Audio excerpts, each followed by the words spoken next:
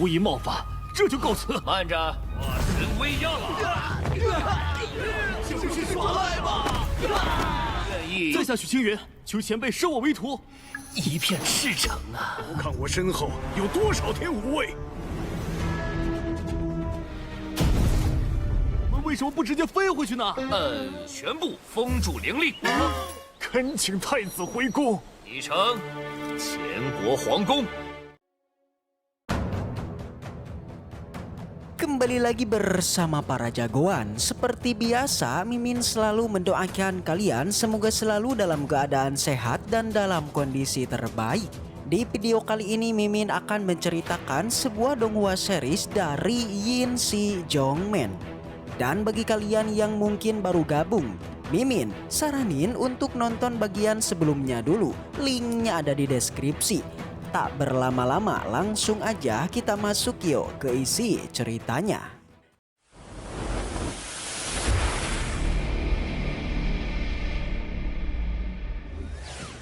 Cerita kembali dilanjutkan yang masih berlatar di alam rahasia.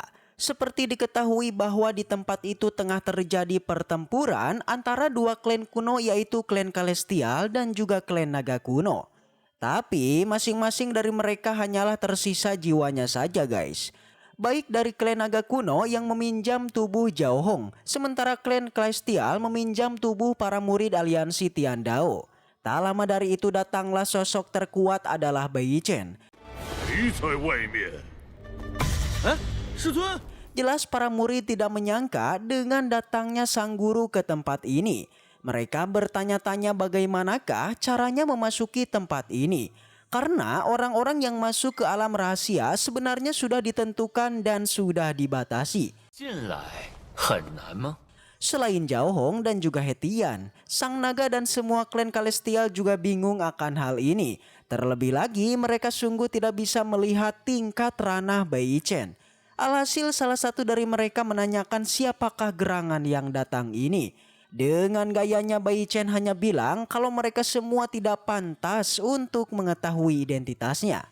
Sontak aja hal itu membuat mereka pun murka dan langsung melakukan serangan.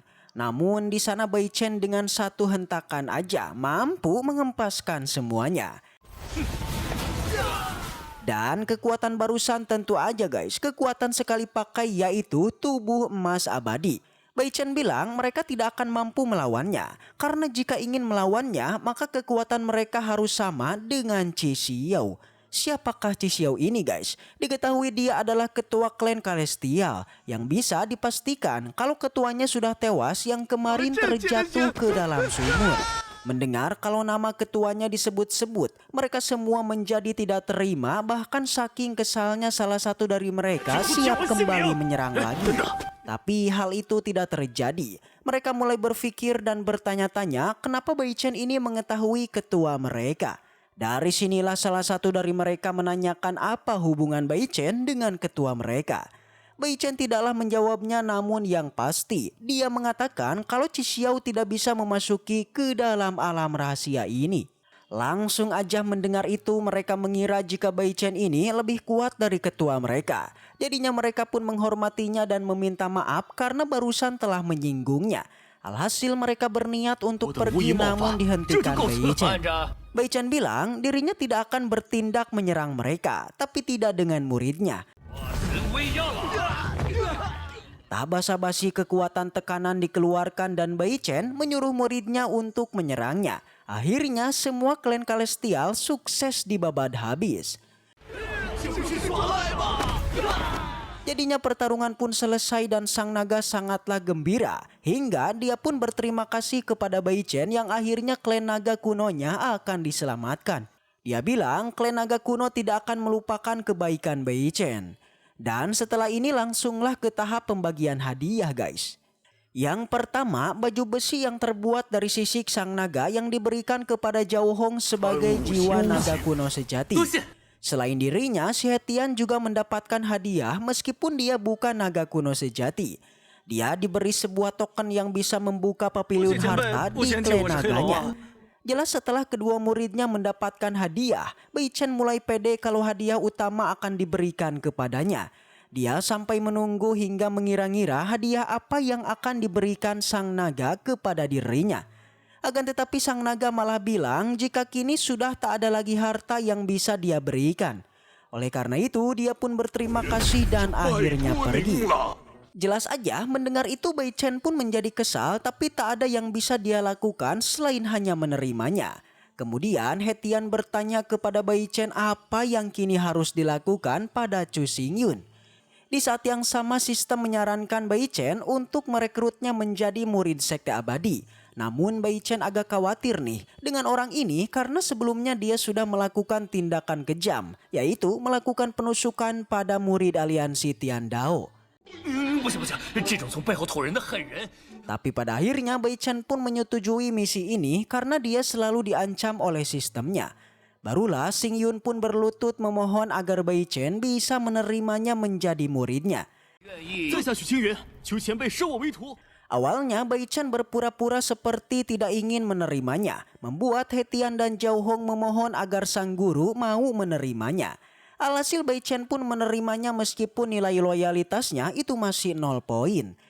一片赤诚啊！ Singkat cerita semua orang pun keluar dari alam rahasia.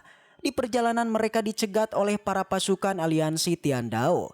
Ketua aliansi Tian Dao menuduh mengenai tewasnya semua murid di alam rahasia itu diakibatkan oleh sekte abadi. Jadi mereka ingin membalas dendam dan ingin menghancurkan sekte abadi. Dengan bangga, Ketua Tian Dao memperlihatkan semua pasukan elit milik mereka yang kini siap meratakan sekte abadi. Sontak aja Xingyun menjadi gentar dan ketakutan. Bahkan dia sampai merasa menyesal karena telah menjadi murid dari sekte abadi. Dia mengira bahwa sekte abadi akan segera tamat. Langsung aja Ketua Tian Dao pun memerintahkan kepada pasukannya untuk menyerang Bai Chen. Namun seperti biasa Hetian tidaklah gentar. Bahkan dia mengolok-ngolok pasukan Tian Dao yang tidak akan mungkin mengalahkan gurunya. Benar aja sesuai harapan Hetian guys. Bai Chen melakukan pergerakan dengan sangat epik. Yaitu hanya pergerakan tangannya untuk mengalahkan semua pasukan Tian Dao. 一个不留。 Melihat keajaiban dan kekuatan Bai Chen, kinilah nilai loyalitas Xingyun akhirnya naik menjadi 60%. Dan setelah mengalahkan mereka, Bai Chen mengajak para muridnya untuk segera kembali ke sekte abadi. 回宗门。是师尊。 Waktu demi waktu terus berlalu. Seharian mereka berjalan tapi belum sampai ke sekte abadi. Membuat Xingyun merasa kesal dan menanyakan kenapa gurunya ini tidak menggunakan teknik terbang agar bisa cepat sampai. 我们为什么不直接飞回去呢？ Tentu aja Bai Chen tidak bisa melakukannya. Dan dia hanya bilang kalau berjalan juga bagian dari olahraga dan juga latihan. Hetian juga membenarkan hal itu. Dia menenangkan Xingyun kalau mereka tidak akan capek karena mereka hanya perlu menggunakan kekuatan spiritual untuk mengisi kembali energinya. Mendengar itu, Bai Chen malah memerintahkan kepada muridnya agar tidak menggunakan kekuatan spiritual. Jadi mereka harus berjalan kaki tanpa menggunakan kekuatan apapun. 全部封住灵力。 Pas mau melanjutkan perjalanan, tiba-tiba ada seorang prajurit mendatangi mereka. Dia melaporkan kepada sang pangeran mengenai ayahnya yang sedang sakit parah. Dia meminta agar sang pangeran segera kembali ke istana kekaisaran. Mendengar itu, Zhao Hong menjadi khawatir. Dia langsung meminta izin kepada sang guru kalau dia akan menjenguk dari sang ayah. Dan Bai Chen pun setuju, bahkan dia juga ikut ke istana kekaisaran karena dia melihat ada tunggangan perahu roh. 启程前国皇宫。 Sin berpindah di istana kekaisaran. Di sana juga sudah hadir dua praktisi yang masing-masing adalah anak dari sang kaisar, yaitu putra pertama dan putra ketiga. Selain itu pula ternyata kedua orang inilah yang juga telah meracuni sang kaisar hingga sampai sakit parah. Tentu mereka melakukannya hanyalah untuk merebut tahta dari kaisar. Di sela obrolan mereka, tiba-tiba datang perahu roh yang membawa para murid sekte abadi yang salah satunya adalah Zhao Hong sang putra kedua.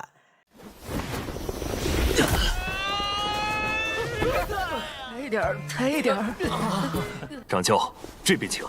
Kedua pangeran yang melihatnya mereka tidak mau bergerak dulu dan hanya bisa melihat aja. 我先试探他一番。